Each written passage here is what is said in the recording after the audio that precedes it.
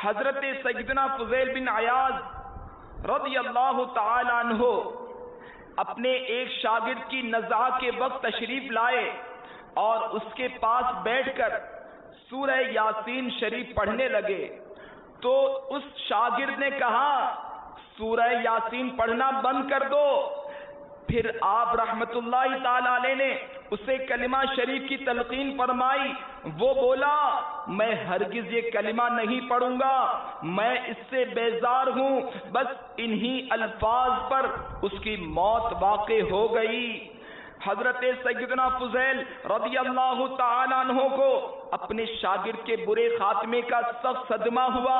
40 روز تک اپنے گھر میں بیٹھے بیٹھے روتے رہے۔ 40 دن کے بعد آپ علیہ الرحمہ نے خواب میں دیکھا کہ فرشتے اس شاگرد کو جہنم میں گھسیٹ رہے ہیں۔ آپ علیہ الرحمہ نے اس سے استفسار فرمایا کس سبب سے اللہ عز و جل نے تیری معرفت سلب فرما لی؟ میرے شاگردوں میں تیرا تو مقام بہت اونچا تھا۔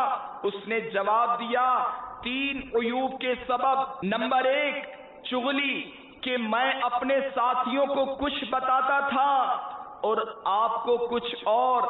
نمبر 2 حسد، کہ میں اپنے ساتھیوں سے حسد کرتا تھا۔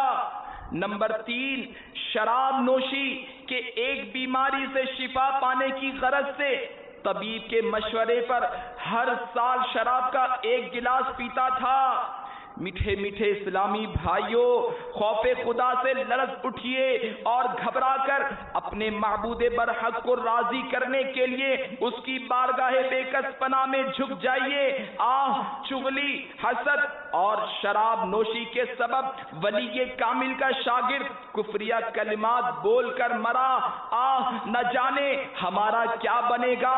موت لمحہ ب لمحہ قریب آ رہی ہے۔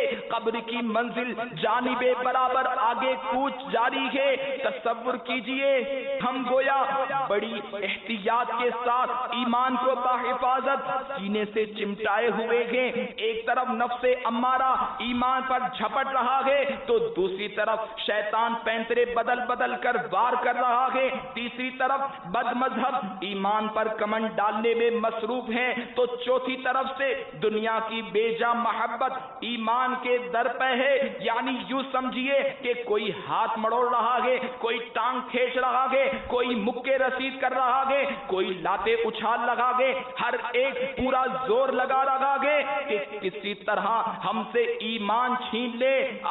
اس حالت میں ایمان کی دولت کو سلامت دے کر قبر میں کیسے داخل ہوں؟ میٹھے میٹھے اسلامی بھائیوں، اولیاء کرام رحمہم اللہ السلام ایمان چھن جانے کے خوف سے لرزاں ترسا رہا کرتے تھے۔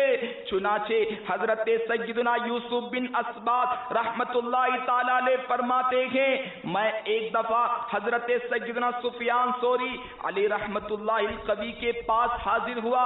آپ علیہ رحمہ ساری رات روتے رہے۔ میں نے دریافت کیا کیا آپ گناہوں کے سبب سے رو رہے ہیں؟ تو آپ علیہ رحمہ نے ایک تنکا اٹھایا اور فرمایا کہ گناہ تو اللہ عز و جل کی بارگاہ میں اس تنکے سے بھی کم حیثیت رکھتے ہیں۔ مجھے تو اس بات کا خوف ہے کہ کہیں ایمان کی دولت نہ چھن جائے۔